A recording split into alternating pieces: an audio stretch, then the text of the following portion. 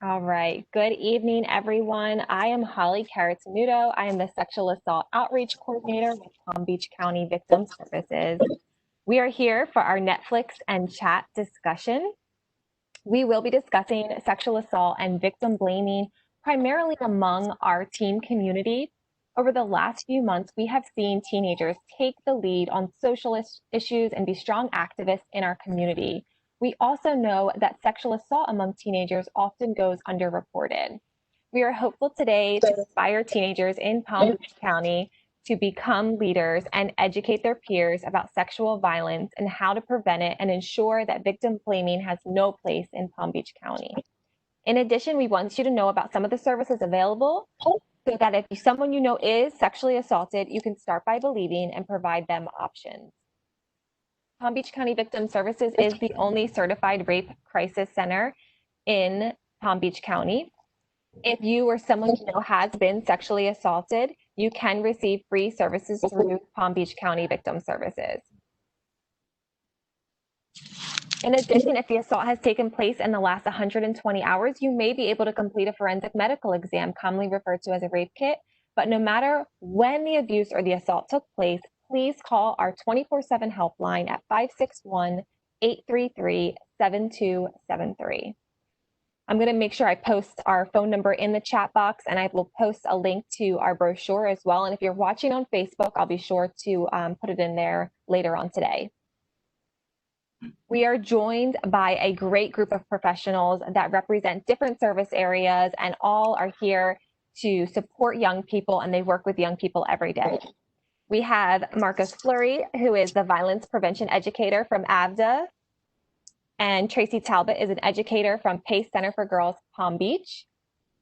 Crystal Bertigard is a therapist from Palm Beach County Victim Services, and Kelly Dambra is also one of our therapists with Victim Services. We hope that you have all taken the time to watch the Audrie and Daisy documentary on Netflix. Tonight, we are going to have an open discussion about sexual violence and victim blaming among teenagers. We also want to bring awareness to suicide among young people and ensure they know that locally in Palm Beach County, they can call 211 at any time for immediate support. If at any time this conversation becomes too distressing or you feel overwhelmed, please sign off and utilize a trusted support person.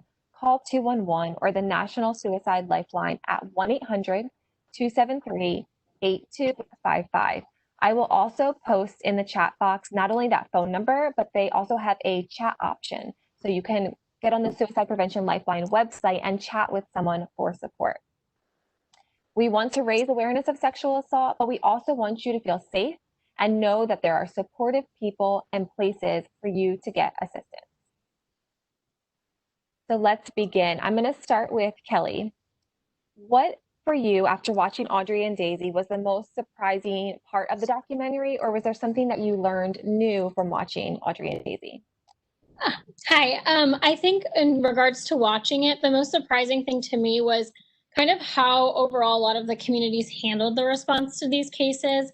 There was a lot of victim blaming, not only peer to peer through like social media and, things spray paint on people's cars, things like that, but also from the police themselves and some of the, law enforcement legal avenues that the victims were seeking. There was a lot of victim blaming and also a lot of minimizing, which is really triggering and traumatizing to a victim who already made the hard choice of speaking up, of coming out. And there was just a lack of support, which I think highlights the need for us to, as a community, be aware of sexual assault and how each department handles it. It's not just, for the therapists and mental health professionals to be able to understand the impacts, but also every person that comes in contact with the victim after they report. So the police officers, other people in the community, news stations, even just how they publicize what happened can be really triggering and damaging to a victim.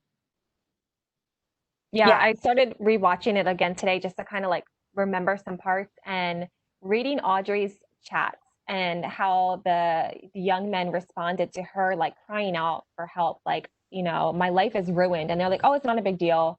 Like people are going to forget about it in a week, and not realizing that it's not only what other people think about her, but what she thinks about herself, and just completely minimizing her experience. So that victim blaming just was throughout the entire documentary, was really hard to watch at times.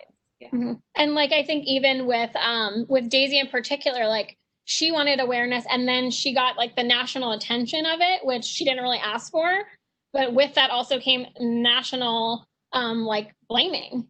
There was numerous people now, instead of just being in this small town where they were already trying to cope with this and have support. Now she has, you know, other like people from across the world, across the nation, also blaming her, and they don't even have any idea really what's going on, where she's from, anything. It's very similar to some of those like high profile cases in the media where people are like, oh, this person just wants the attention. And you think, who wants that sort of attention, to be torn apart, you know, limb from limb? Like, I think that no one ever wants to go through what some of these individuals, anyone who has that national level of attention, even in a small community, it's horrible. And then to go into a national level and voice your story, you just get torn apart. So I couldn't imagine anyone ever choosing to be like, oh yeah, I feel like doing that today. Right. Well, and also with social media, it's not like everybody has their phone with them 24/7. So there's no really break from that kind of feedback. Like you're on Snapchat or Instagram or Twitter or whatever, like they're getting hit with blaming and shaming and criticism and you're a liar from like every avenue. So they don't really it's not like they get a break when they go home, or a break when they go to school, or a break when they're, you know, at anywhere else with their family on vacation, because they're always connected on social media or through apps. And so it's very easily accessible to keep that bullying happening. Absolutely. And Marcus, I'm going to ask you the same question. When you watched the documentary, for you, what did you feel was most surprising, or was there something that you learned?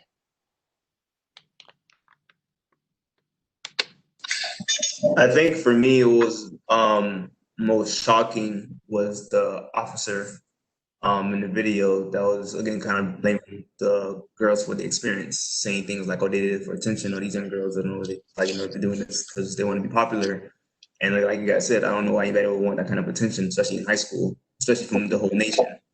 And also I think the mayor of the town was saying that they built a golf course over the years. No one reported that, but they're reporting sexual assault that happens. Like, well, I'm pretty sure their lives are worth more than a golf course. So like you guys saying, there's a lot of victim blaming, a lot of different levels, not just from the peers, but also from adults or police officers, and also politicians blaming, you know, young girls and young women for the experiencing. And it's that part really got to me a lot. And even looking back to the sheriff was saying that, you know, defining rape as only forcible acts, like it has to be forced for it to consider rape. And it was just like, well, this person was completely incoherent, and they were, in the right state of mind to make a decision. So that blew my mind, especially as an officer, to say that to a group of young girls was very, I guess that was very upsetting for me.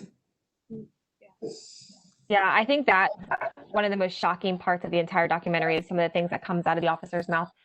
He said, it's really great to raise your kids in a small town. I was just like, wow, like just so out of touch with what people are actually experiencing in this town. And it seemed to me, you know, Daisy's case, from start to like 3 hours from when they found her to when she had the exam to when there was an arrest. And let me tell you, that's unheard of in sexual assault cases. That's a miracle.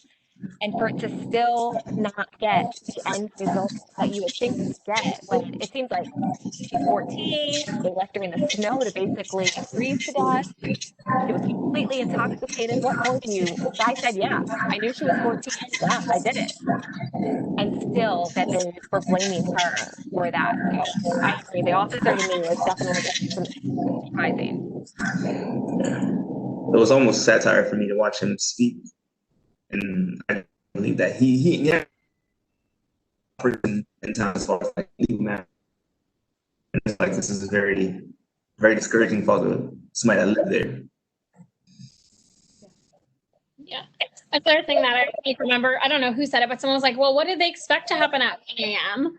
And it's like, okay, well, you can, whether or not you're supposed to be out at 1 a.m., you shouldn't have to expect that it's like it shouldn't matter what it is. Yeah, I think it's interesting how we talk about victim blaming, but no one people think that victim blaming is always your fault. It's not always that direct. It's kind of the comments people make that are like, right?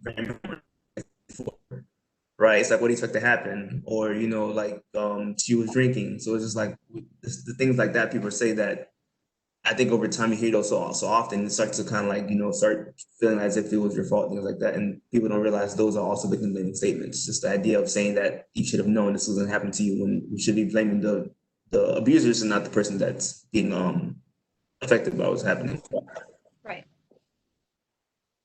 Yeah, there was really no blame ever placed on any of the perpetrators on either of the cases, which was just they automatically went to the girls to blame the girls for the situation. I think it was also noteworthy that the guys were protected in terms of their identity, but the girls were broadcasted for everyone to see. And it was the perpetrators whose identities were sheltered. Yeah, that whole thing, and it's part of the settlement with Audrie's family was that these young men had to do this documentary. So I think that's why, that's the whole agreement that was made with the lawyers is that they would not say who their names, but they would have to talk about what their experience was. So it's a great documentary in general. Like, it was well done just to really get the details of the case, but it's interesting that they wrote that into the settlement that the young men would have to participate in that. All right, Crystal, my next question is actually for you. So Audrie was deeply affected by the pictures that were shared online of her. Do you think we have similar situations occurring here in Palm Beach County? And how would you recommend to teens to handle receiving these types of images? Right. I mean, we absolutely see it. I mean, we work with teens on a day-to-day basis in therapy, and we hear this a lot, like Kelly mentioned earlier, because of social media. And there's a lot of misinformation. There's a lot of there's a lack of information as well in terms of what it means legal wise, sharing pictures that are compromising in any way, shape, or form. And sometimes when we have sessions, that's what we go into details about this will have a lasting effect. Once it's out there, it's out there. It's not just an innocent delete. Now it's put out on the internet. And really understanding how impactful it really is. But we do a lot of psychoeducation in that regard as well. I think one of the important roles we have too as therapists and with victim services is our outreach programs. And we do go to high schools to do communication and get feedback and do psychoeducation and information sharing so that there's an understanding of what it really means. I think what surprises a lot of teens is that even if you take a picture of yourself and you send it to a boyfriend and then they send it, it's distribution of child pornography, and that's illegal. And a lot of young people don't know that, but it's definitely something we see on a day-to-day basis. I think part of the important way to sort of rein it in is communication, spreading awareness, having open dialogue. If you are the recipient of a picture, make sure that you're one of the people who helps to stop the spread.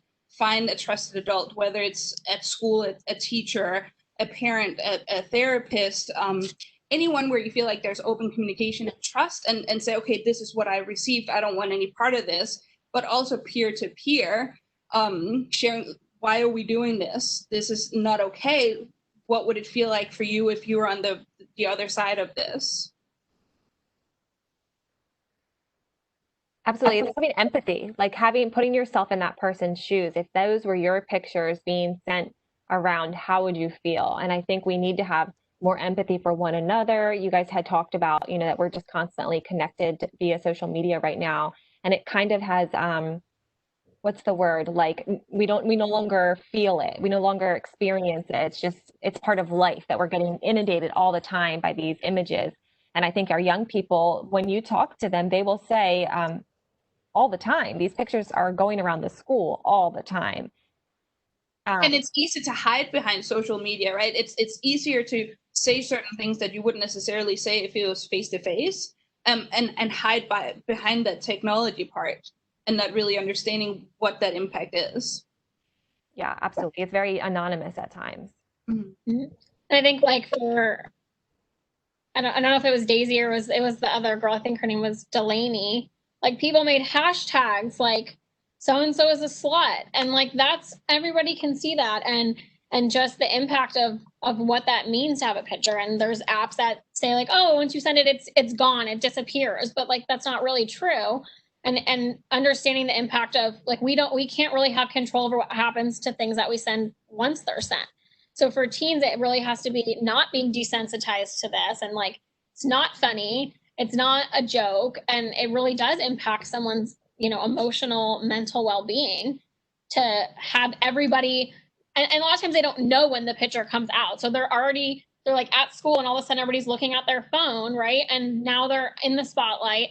They have no ability to cope in that situation because it's instant. You can't prepare yourself for that type of thing, and you know, it's you can't prepare for that. And so it's really important to have support and to support other peers and saying like, this isn't okay, versus, you know, these boys had a Yahoo email account that they all just logged into and looked at, and there's no accountability on that end. Absolutely. And Tracy, this is kind of along the same line. You work in a school with young girls every day. Do you hear talk about inappropriate pictures being shared without consent, and how does that impact the young people you work with? Anyone that works with young people, especially adolescent and teenage girls, are aware of how things like peer pressure and the desire to be liked and fit in are very relevant in their lives. With all girls, we know that self-concept is reciprocal and is largely impacted by how girls think they are perceived by others including boys and other girls.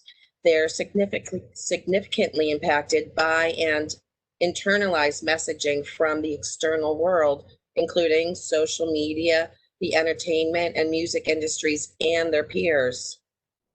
If a girl's being asked to share inappropriate pictures, it's likely that she's perceiving this as something that will help her be liked, wanted, and valued. Although we know that's not the case, we need to keep in mind brain development in adolescence and teenage years and how this impacts their decision making. With that, we know that girls that we have worked with at PACE and girls at other schools have been in situations where they've been asked to share inappropriate pictures.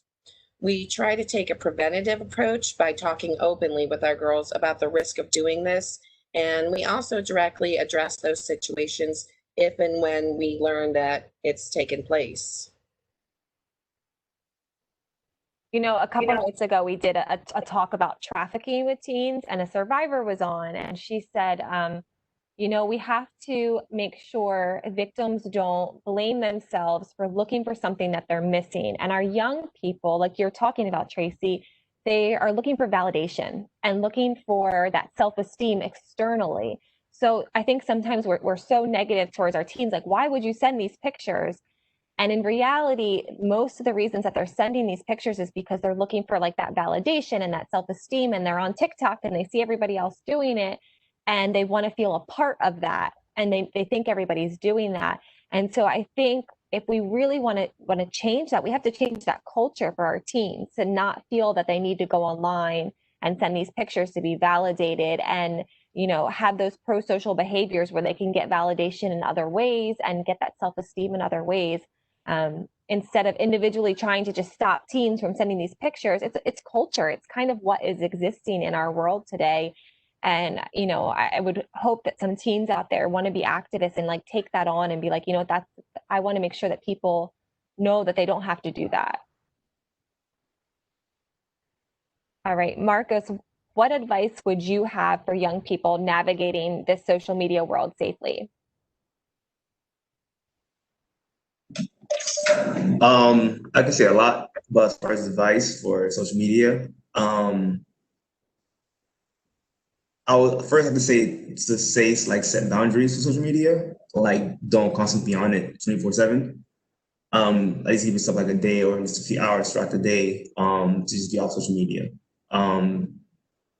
And I know it's very hard for them because everybody's on it, and that's where they get all their entertainment, their memes, their jokes, their videos, all their content, and some teams actually have their own businesses on social media. So even though it is a tool, for growth and for development, and to be successful, I think everybody needs a break from it every now and again. I also say, just to be upstanders in general. So when you do come across like things that are harmful, things that are negative, things that are, promoting violence or promoting, bullying on social media, to report it, not just, just keep scrolling past it or just share it yourself, just kind of reporting it.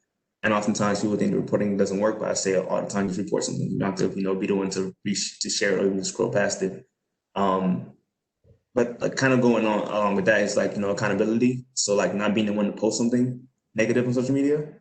So even though it's a fight happening on campus or a fight happening anywhere, or there's like this, video is being passed around, like, don't be the one to have it on your account or your platform.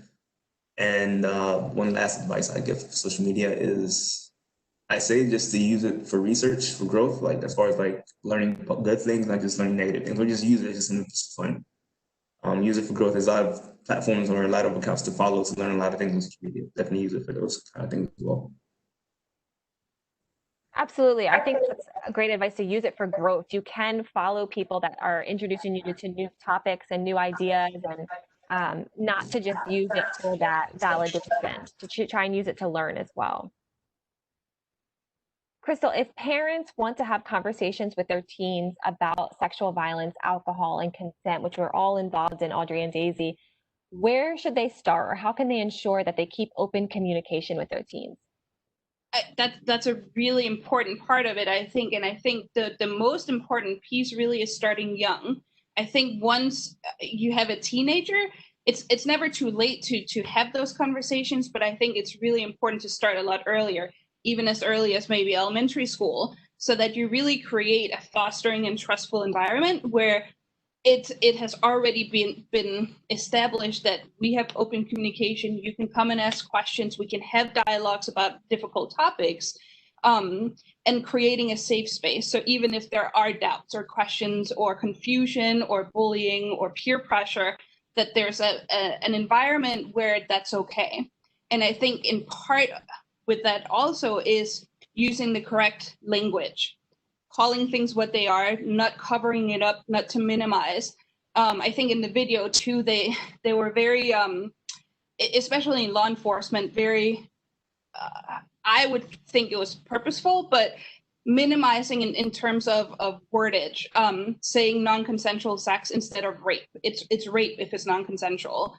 So being careful not to put labels on things that doesn't necessarily encapsulate the nature of what it is. I think that's really important.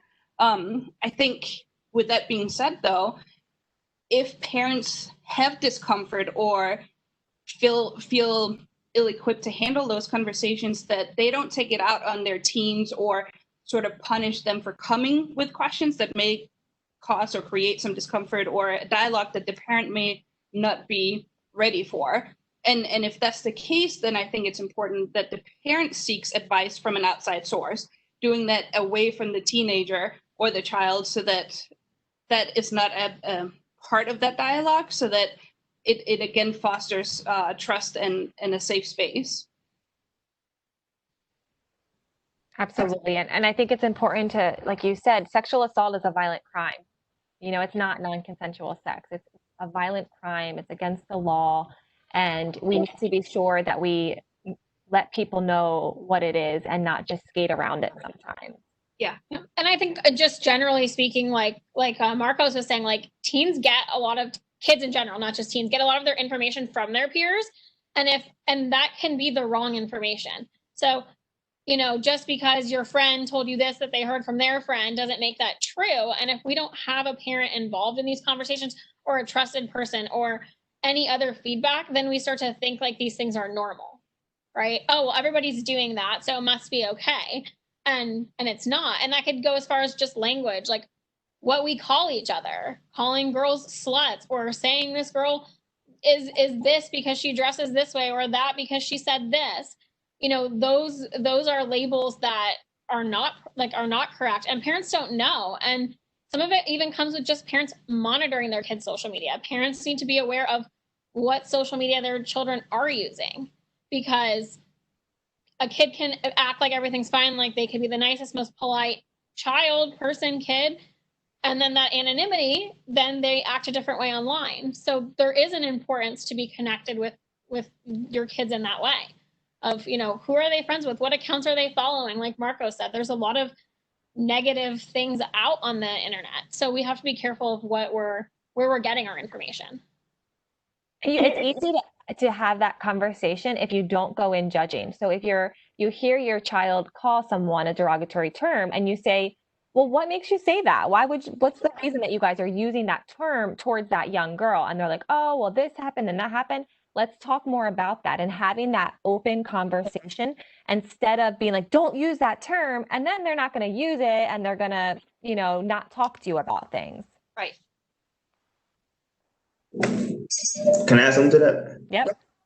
I was going to say that part of that also comes from parents being educated themselves. 'Cause a lot of parents, you kind of hope parents talk to their kids, but some parents don't even know what to say to their kids. Because a lot of them did grow up in the same culture of, you know, shaming women for what they're doing as well. So sometimes parents might agree, oh, they did that. Okay, then they are those negative terms. So I think a lot of education does have to happen to the parents as well, and then happen to the youth for it to be, you know, a good start to ending the culture of shaming women and shaming girls in schools.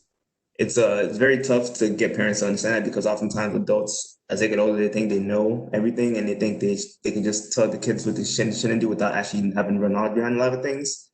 And that can be kind of create like this kind of a clash between the parents and youth, because parents think, well, how should I say this? There are youth that know it more than their parents do it. So the youth try to tell their parents, hey, dad, hey, mom, this is not right. And the parents think it's disrespectful, and then there's like a battle between parents and youth. And it's like, we have to educate parents as well, while we're educating young people. Yeah, I have to say that when I was getting people registering for this, it was so nice to see those parents that were registering with their youth and were willing to have this conversation and like watch this documentary and listen and talk about it. And I think it happens throughout multiple different cultures. I know there was a case recently where, not recently, but you know, a different state, a judge, there was like a 14-year-old girl that was sexually assaulted, and the judge basically chastised her and was like, she was like a vixen coming on to this person, and she's 14. And for a judge, you think, okay, that person's highly educated, you know, knows the law, and they're still making those same victim blaming statements about a 14-year-old. We got a lot of work to do. This is more than just I think it's more than our teens. I think, Marcus, you're right that sometimes our teens actually know more than our adults do and are more aware of what's actually happening. The one thing I will say about peers, I did have one young person tell me, well, when they were younger, they were sexually assaulted, and they told their best friend, and the friend was like, well, you had sex with him before, so why are you saying that he raped you now? And the friend just didn't understand that consent has to be every single time. And just because you said yes one time doesn't mean that you're going to say yes every time. So it's those little parts that we really need to ensure everybody understands about consent. And I know we'll get to that a little bit later. Kelly, I wanted to ask you, you know, we know bystander intervention is one of the most successful interventions for teens. And Marcus used this term, he said upstander. Can you talk about how we can teach teens to be upstanders, to stand up when they see potential harmful behavior online or in real life?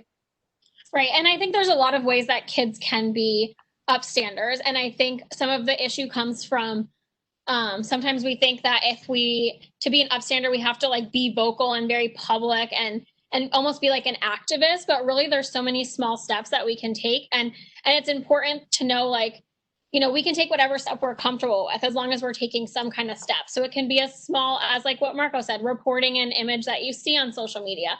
Or, you know, if you're at a party and you see someone who's looking like they aren't okay and, you know, they may be alone, to go and be with them, make sure they're okay, make sure someone gets home safe. You know, telling a teacher, telling someone. And I think some of the pressure comes from that, like wanting to be cool. Like sometimes it's hard to be the person that stands up and says, this is wrong, when it appears that other people feel like it's not. And so I think it's important to teach kids all the small ways or big ways. And it just depends on where you're comfortable. So even just having a conversation about it with someone later, or saying, hey, are you okay, can be a way to check in and make sure that someone's not going to be in a situation that could get them, in a situation where they're taken advantage of. Yep, and it can be anonymous, and it can, social media right now has done a great job where you can report immediately on your phone and no one's even going to know it was you that reported that the image was violating standards. So it can be anonymous. You can, do anonymous call to the police and say, I see something that just doesn't look right and I have concerns about that.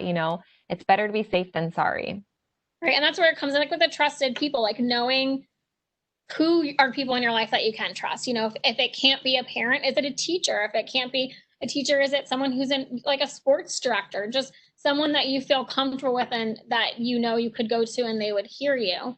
So it doesn't necessarily always have to be, standing up and saying this is wrong, or posting on your social media and like kind of putting yourself out there, because sometimes there can be backlash from just standing up for someone.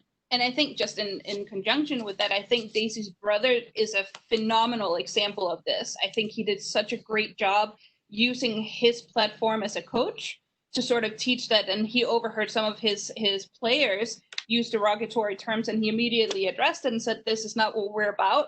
I'm here to teach you sports, but also life lessons. And if this is what you're about, you don't belong here. And here's what we do over here instead.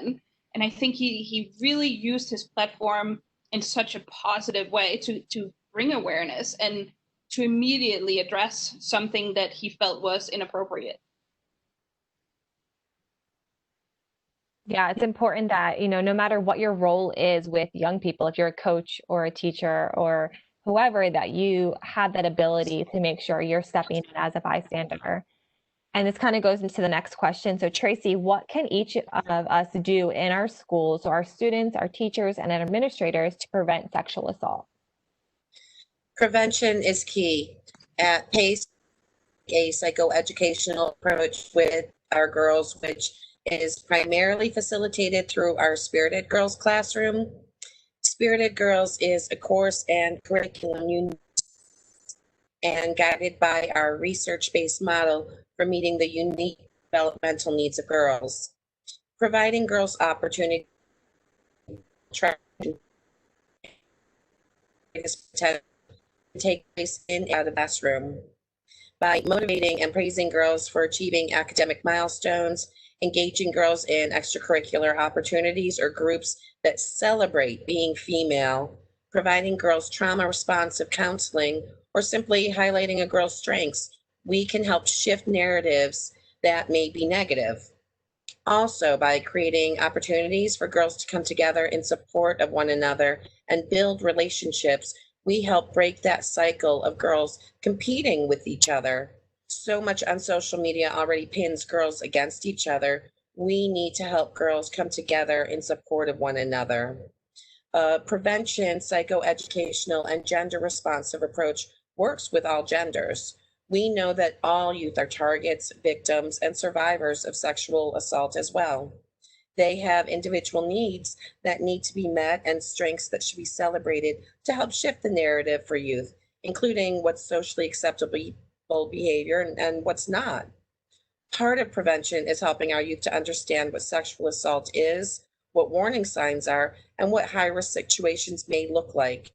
It's also helping them to recognize when it has taken place and where to go to report it.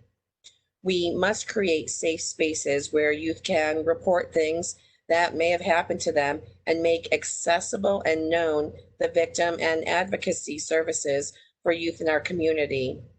Often, victims are afraid to report assault for many reasons: fear of retaliation, fear of judgment, fear of not being believed. We must continue the advocacy work for victims and survivors to stop the shame and blame of these youths for their experiences. I think that social and emotional education is missing so greatly in our young people's lives, and providing that space for them to support one another.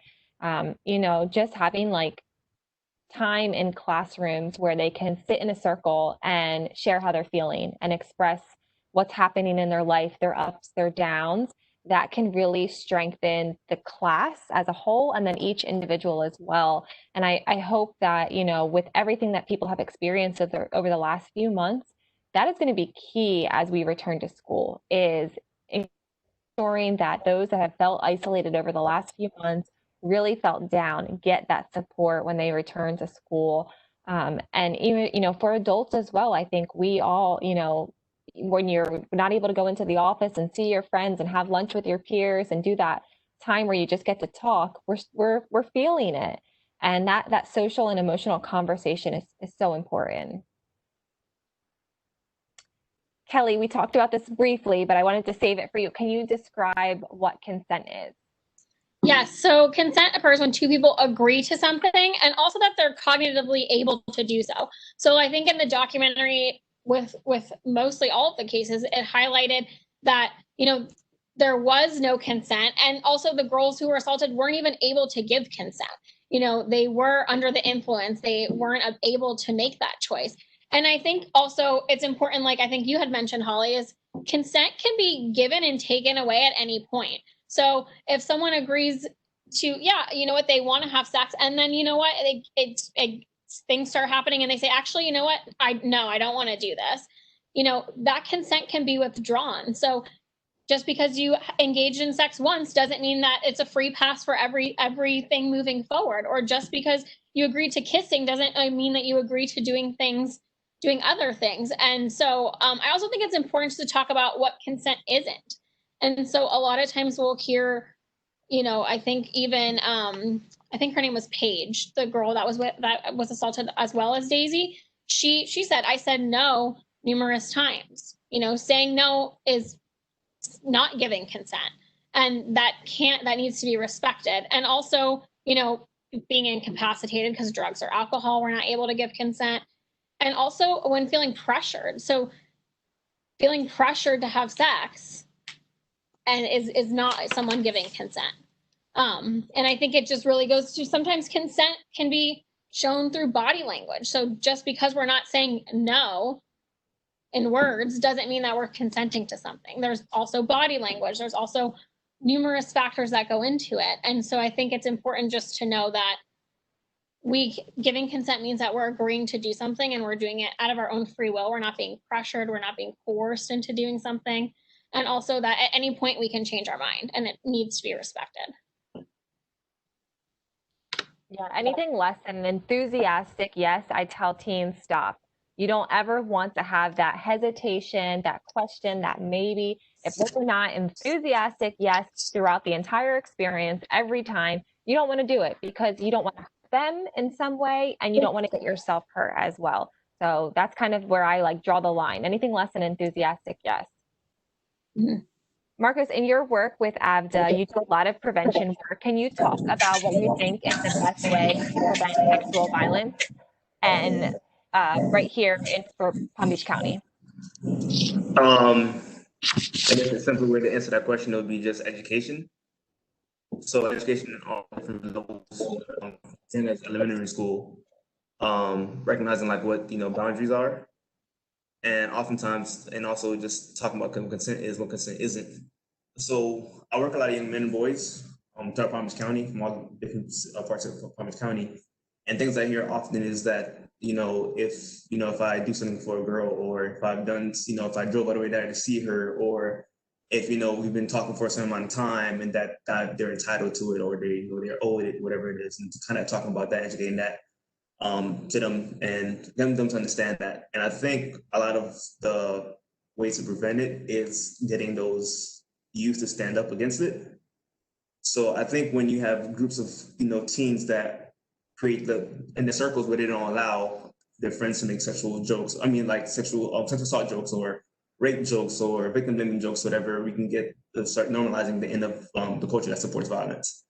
And it does take a lot. But I think it's ongoing too. It can't just be a one-time workshop, or I could be there a couple times a week. It has to be like, we have to be doing this yearly or every day with different students, like on multiple occasions. And it's really, again, setting that foundation, and also again, some youth to just kind of stand up against it, and just, you know, stopping it when it happens, or seeing it when it's about to happen, or disrespecting people's boundaries, so we can prevent sexual assault and prevent rape from happening on our campuses, also in our communities. Yeah, we have a term for it. We call it consent culture.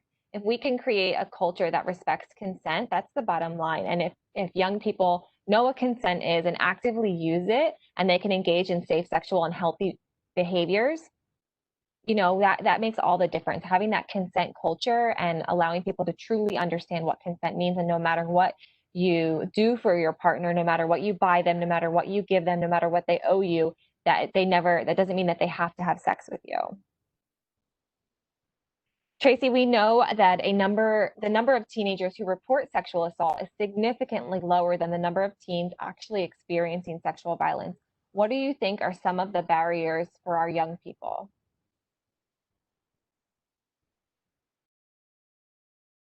With changes in hormones, brain development, peer and societal pressure, and the safety on school campuses, our youth already have a lot to manage and face daily. When these adolescent and teenage difficulties are further compounded by victimization, often our youth don't know how to manage what they're thinking and feeling. There's fear of judgment, fear of retaliation, fear of being unliked, and fear of not being believed. The first step in reporting an experience of assault is recognizing, understanding, and acknowledging that what happened is assault. So it may be that one, our youth aren't aware and don't recognize warning signs or situations that may place them at risk. Two, our youth may not truly understand what assault is. And three, they may not know where and who to report to or feel safe in doing so. When looking at taking a prevention level approach, we need to educate our youth about warning signs and risky situations that may elevate their potential risk of sexual assault. We need to help them understand the definition and how to identify if they or someone they know has experienced sexual assault. And we need to continue making youth aware of the resources available to them for reporting sexual assault, even if it's just that one trusted adult, teacher, counselor, or school administrator that they can turn to for support. That's a great point that a lot of people, I think it's not just young people, I think adults as well, don't necessarily understand the definition of sexual assault. And so they don't know that what happened to them is actually a crime. But if you did not consent, if you were intoxicated, if you were forced in any way to engage in any sexual behavior from touching on to full penetration, we really want you to call and get that assistance so that you can speak with an advocate who can give you the options and talk to you about whether or not what you experienced was sexual assault and what you can do with your situation. So, I'll make sure I put the helpline, it's in the chat box, but please, remember that you can call. And if you don't know, call the helpline, ask someone, talk to someone about it. I always say, if it felt weird and you woke up the next day, I think something happened, because if they've been using drugs or alcohol and were intoxicated, they often don't remember. And so they wake up the next day and I think something might have happened, but I'm not sure. And it's important for them to call and talk to someone about that. And Holly, if I could add to that too, I think another barrier too is just how teens are viewing cases of people that did report. So this is, I think, where the community piece comes in, is where we all have to be on the same page: law enforcement, the legal system, community interventions, teachers, schools, because if they're seeing someone who came forward and they're getting all this backlash and people talking bad about them and not starting by believing, it makes it really hard for someone to want to put themselves in that same position and fate and risk.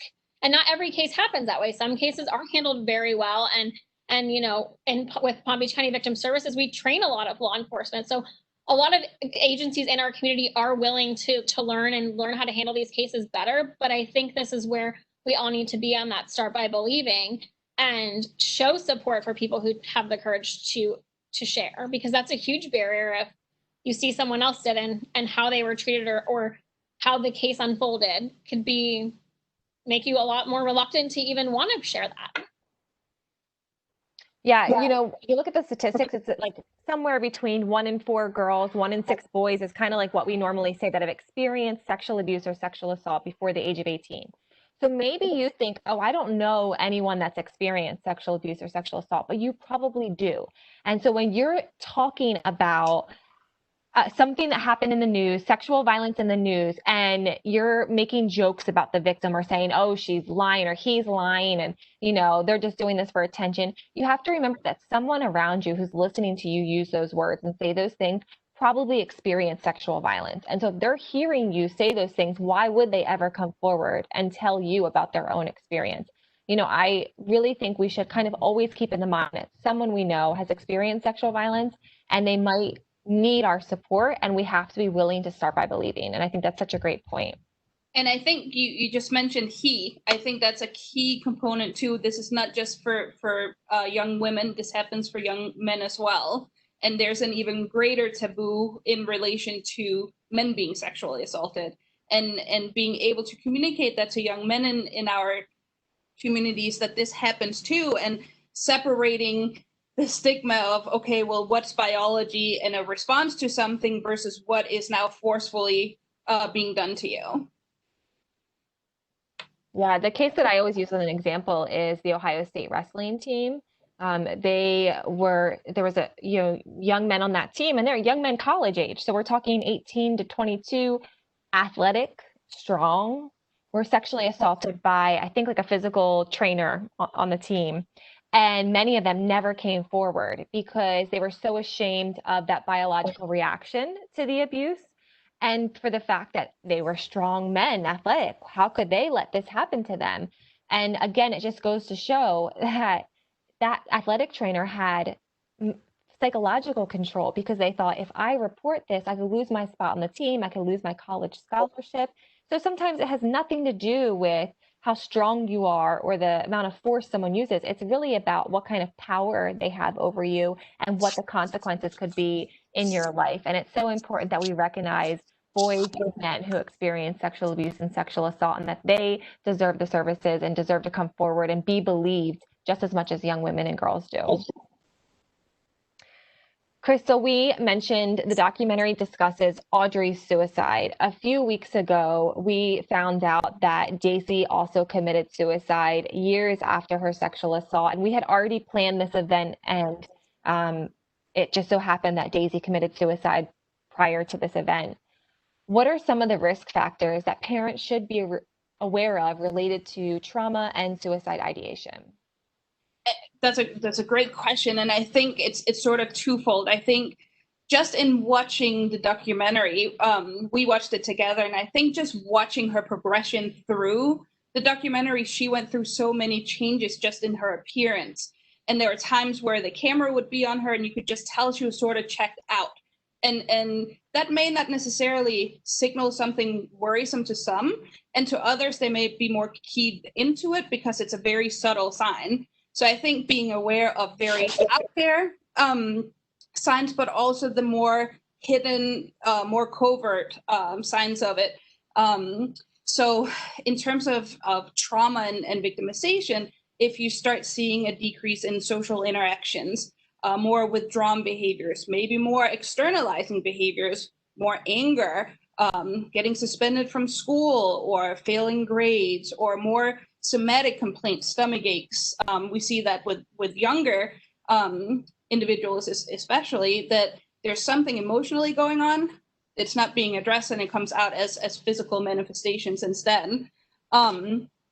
Changes in appearance, maybe an increase or a change in drug use, maybe drinking, experimenting with drugs and alcohol. These are all risk factors, but by themselves, they don't necessarily indicate that there's suicide about to happen. So they can indicate it, but it doesn't necessarily equal to suicide. So just being aware of that difference as well. I think it's important for parents to educate themselves, understanding what trauma responses will look like and what trauma really is. A lot of times, if the parent is not aware, then how are they supposed to intervene and sort of take charge of the situation and say, okay, is there something we need to talk about? I think Audrie's mom when she was communicating, okay, my daughter's calling me to pick her up from school, we go home, I wanted to let her relax for a little bit, but then she spent a whole day by herself. That to me is a danger sign in itself. What is she doing all day isolated? Maybe intervening before that. And it's not to say that the mom did anything wrong, but just being aware of, okay, there's a social disconnect going on right now. So reading that sign of, okay, maybe I need to set in. Communication is key. Again, the earlier the better. Early intervention is always correlated with a better response in the future. And if there's discomfort, then important for the parents to seek out help themselves. Yeah, and I also think another point I want to bring up is like, it's okay to talk about suicide. It's okay to ask the direct question, like asking your child, you know, are you feeling suicidal? Like, are you wanting to hurt yourself? These questions are not going to make that happen. And I think sometimes there's fear, like, oh, if I talk about this, like maybe I'll give them an idea. And I think realizing that it's important to ask those direct questions, because sometimes, like, you know, we'll even have clients and they'll say things like, you know, I just don't want to be here. I don't want to deal with this anymore. That doesn't always mean suicide. So we have to have those follow-up questions like, well, what does that mean? Like, tell me more about that. Like, what's going on? What do you need right now? And those kind of conversations are really important too. So just knowing that asking those questions isn't going to make something like that happen. Yeah, I think her text to her mom was something along those lines, like, I can't do this anymore. And I had that same thought of, you know, having that conversation of what does that mean? And not reacting with emotion as a parent, but reacting with, what can I do to help you? Can you tell me what's going on? What do you mean when you say you can't do this anymore? Is it school? What, you know, we can look at options, you know, just being ready to meet their needs in that moment. Right. And the mom did also point out she didn't see past this situation, right? She couldn't see a future beyond this, and maybe assisting and not to minimize or take away from what the experience is right here, but that there is a future too, and that we can help each other get to that point. There is something to look forward to and something to live for. Yeah, and I know Tracy talked about this too, and how our teens are very egocentric, and you know, they think they're on stage all the time. They think people are always watching her, and so she really thought, everybody knows, everybody thinks I'm this terrible person. My life will never. And so, kind of having that soft, realistic conversation. You know, has this ever happened to anyone else before? You know, and kind of real, like, not normalizing actually being sexually assaulted, but that these pictures, other people's pictures have been out too. How did they get through that, and walking them through that, and just being with them in that moment. If they want to cry and they want to be emotional, and that's absolutely okay. They have every right to have those feelings and experience what they're experiencing, but you want them to be safe.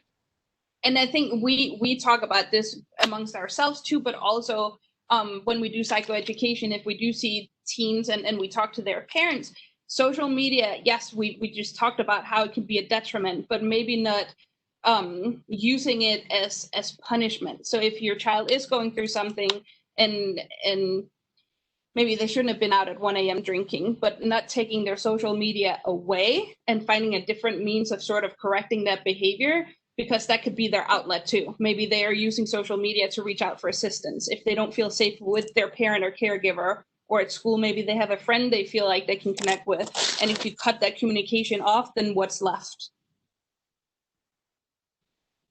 Absolutely. I think for a lot of people, that's their lives. You know, for our young people, social media is their lives, and we have to, it's different than when we were teens, you know.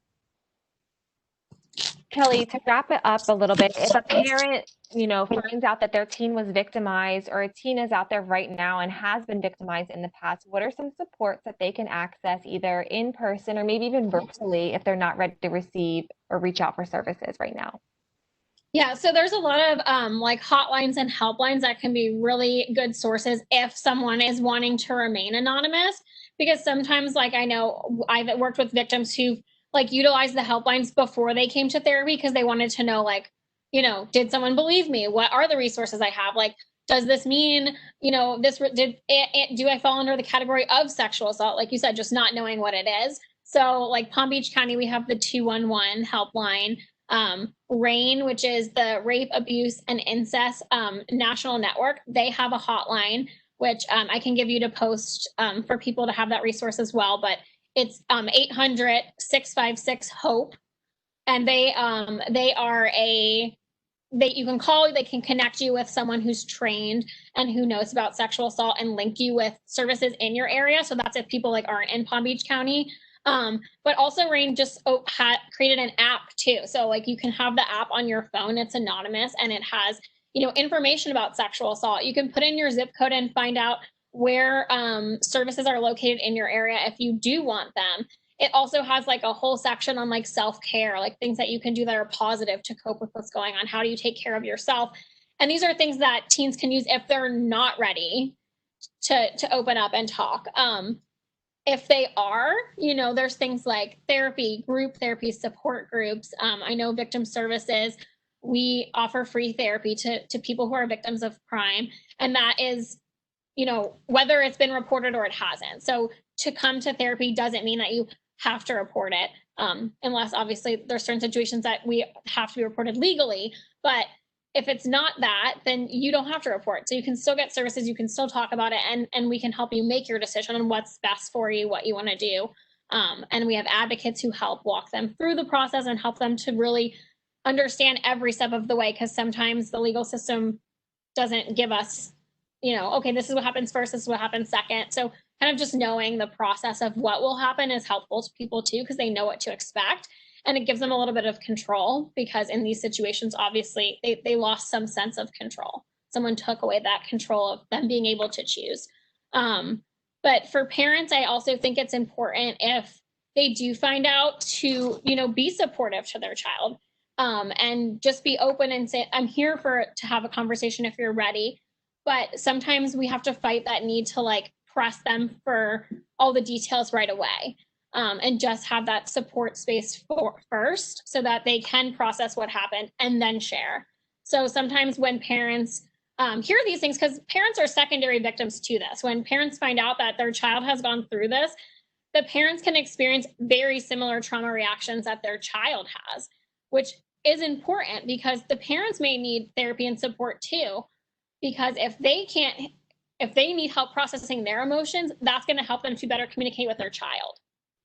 And some clients that I've had have said, I told my parents and they freaked out, and then they don't want to tell the details because they don't want their parents to be mad. They don't want their parents to be upset. Maybe the parents are blaming each other for something that happened, or there's some kind of blame going on and anger. And so they want to minimize that. So sometimes it's just being supportive and saying, I'm here if you're ready to talk. If you want to talk to someone else, we can go to therapy. So just having a bunch of different options and allowing the victim to have some sense of what do they feel is best for them right now. I love that you mentioned parents as secondary victims. And, I think even looking at Daisy's brother, as a secondary victim and siblings, it can really, a sexual assault to one member of the family can really interfere with every family member's life and cause them that same trauma reaction that they can't believe that everybody self-blames. They can't believe they let this happen to this person. So it's important for people to know that they can get free services as secondary victims as well and get that support, and find communities out there of support for secondary victims as well. Before we wrap up, I just want to let Marcus or Tracy, if you all want to say anything or have any last thoughts.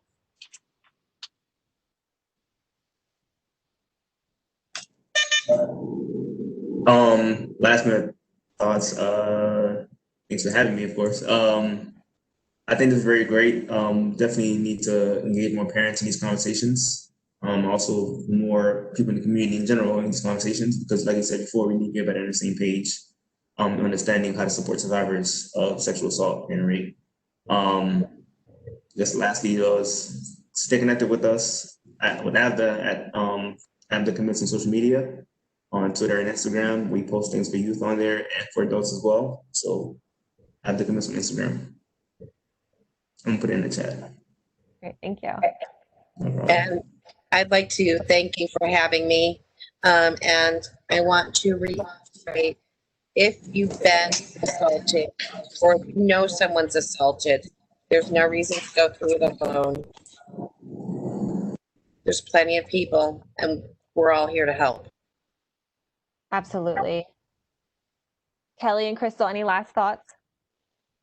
I mean, just if anybody's more interested in therapy services about victim services, I know, Holly, you said you're going to post our brochure. So even if, you know, a parent or a teen wants to talk just about what our services are, we do offer individual and group therapy. So it really just depends on, you know, what the person needs. So sometimes we start with individual and we help the individual build their coping skills, and then they can go to group, which is really helpful because it can normalize what they're going through. Because sometimes it feels like, you know, I'm going through this and no one understands, and it can be helpful to you know, find someone who has had those similar situations, kind of like Daisy and the other girls did in the video, to support each other through that and understand, hey, you know, I know what you're going through, like I'm here to talk.